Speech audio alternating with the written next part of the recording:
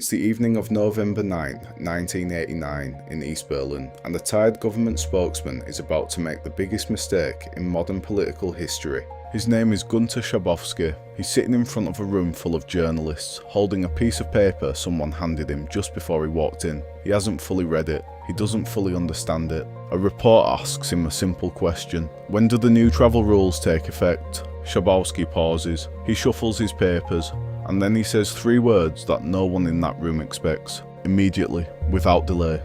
He is wrong. Those words are not supposed to leave his mouth for another 24 hours. But it's too late. The cameras are rolling.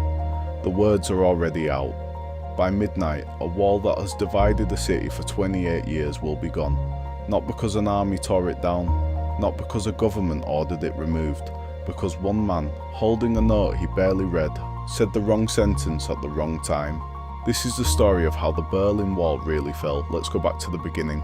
After World War II, Germany didn't just lose, it got carved up. The Allies split the country into 4 zones, one each for the Americans, British, French and Soviets. Berlin, the capital, sat deep inside Soviet territory, but got the same treatment. 4 sectors, 4 occupying powers, 1 city. Within a few years, the Western zones merged into a new country, West Germany, a democracy allied with the United States. The Soviet zone became East Germany, a communist state controlled from Moscow. Berlin stayed split down the middle, a western half tied to Bonn, an eastern half tied to Moscow, both inside the same city. And here's the problem for East Germany. For over a decade, the border between the two Berlins was basically just open. You could walk from a Soviet-controlled street into an American-controlled one in minutes. No wall, no checkpoint, just a change in which flag was flying. For East Germans, that open border wasn't just an inconvenience, it was an exit. Think about what that means. If you lived in communist East Germany and you wanted out, you didn't need a fake passport or a smuggler. You just needed a train ticket to Berlin and a good pair of shoes. Walk into the western sector and West Germany would take you in as a citizen. From there, a flight to Frankfurt and you were free. By 1961, it's estimated that between 2.5 and 3 million East Germans had done exactly that. Doctors, engineers, teachers, skilled workers the state had spent years training, walking away for good. East Germany wasn't just losing people, it was bleeding out. And the Soviets knew it. If the exodus kept accelerating, East Germany wouldn't just look weak, it would functionally collapse. So on the night of August 12th into the 13th, 1961, East German soldiers moved into the streets of Berlin, not with speeches, with rolls of barbed wire. Families went to sleep in one city and woke up in 2. Streets were split down the middle overnight. Apartment buildings that faced a western street had their ground floor windows bricked shut because people were still trying to jump.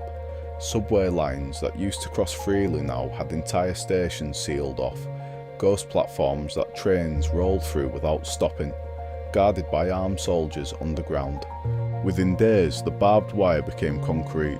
The wall wasn't a single barrier either. It was 2 walls with a killing zone in between, floodlit, patrolled, lined with tripwires and dog runs. East Germany called it the anti-fascist protection barrier, officially built to keep Western aggression out. That was never true, and everyone on both sides of it knew it. It wasn't designed to keep people out, it was designed to keep people in. Guards were given standing orders to shoot anyone attempting to cross, and over the next 28 years, at least 140 people died trying anyway. Some drowned in canals, some were shot mid-climb, left to bleed out in the death strip, while soldiers on both sides watched and did nothing, because crossing into no man's land to help them was itself against the rules.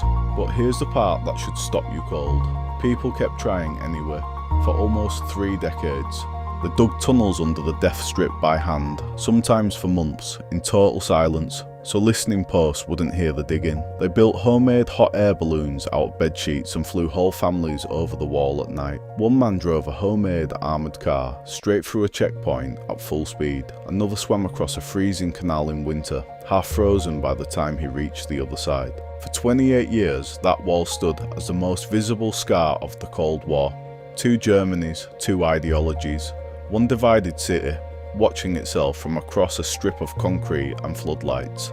And then, in 1989, the pressure finally became too much to hold back. By that summer, the Soviet Union itself was changing. Its leader, Mikhail Gorbachev, was loosening the grip Moscow held on its satellite states.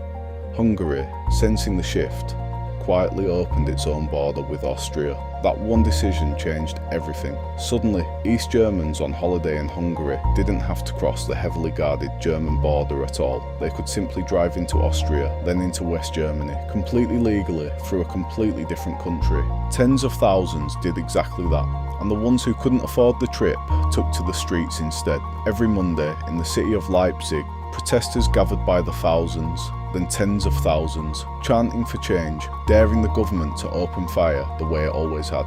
It didn't.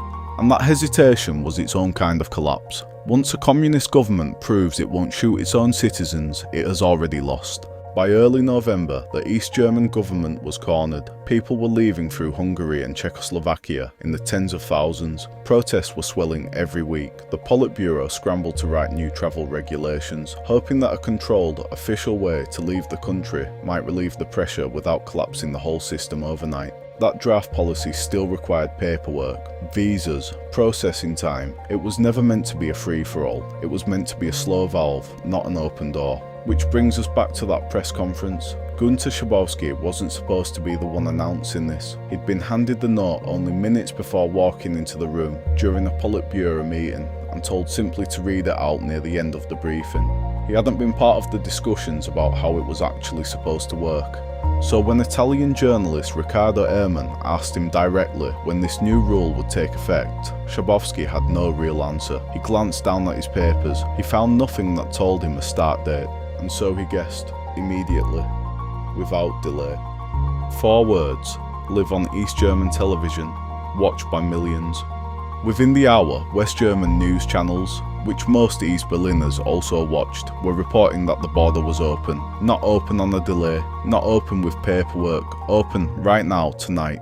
Crowds began forming at the checkpoints along the wall almost immediately. By 10 p.m, there were hundreds of people. By 11, there were thousands, all demanding to cross, all pointing at their television sets as proof. The border guards on duty that night had received no such order. Nobody had told them the policy existed, let alone that it started tonight. They called their superiors for instructions. Nobody had an answer, because nobody in the government had actually decided to open the wall that night at all. One man was in charge of the checkpoint at Bornholmer Strasse. His name was Harald Jager. He had a phone in one hand, a growing crowd in front of him, and no orders from above telling him what to do. For close to 2 hours he stalled. He tried to check identification. He tried to slow the flow, but the crowd kept growing and growing and growing, until there were thousands of people pressed against a checkpoint built to process a few dozen an hour. Jaeger had armed guards under his command, standing orders to control the border by force if necessary, and a crowd that outnumbered his men by hundreds to one. He picked up the phone one last time, got no clear answer and made the decision himself, open the gate. At around 11:30 that night, the barrier at Bornholmer Strasse lifted.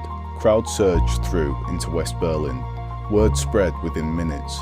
Every other checkpoint along the wall followed within hours, guards making the same call Jaeger had on their own authority, because the alternative was turning weapons on their own people over a mistake nobody upstairs would take responsibility for. By morning, people were standing on top of the wall itself. Strangers from both sides were hugging in the death strip that had killed people for crossing it just days before. Within the year, the wall came down entirely, piece by piece, sold as souvenirs and hammered apart by hand. And that's the part worth sitting with. The Berlin Wall didn't fall because an army stormed it, or because a treaty was signed, or because a revolution finally broke through. It fell because a tired man misread a no. A reporter asked one good question, and the border guard decided he wasn't going to shoot thousands of people over somebody else's mistake.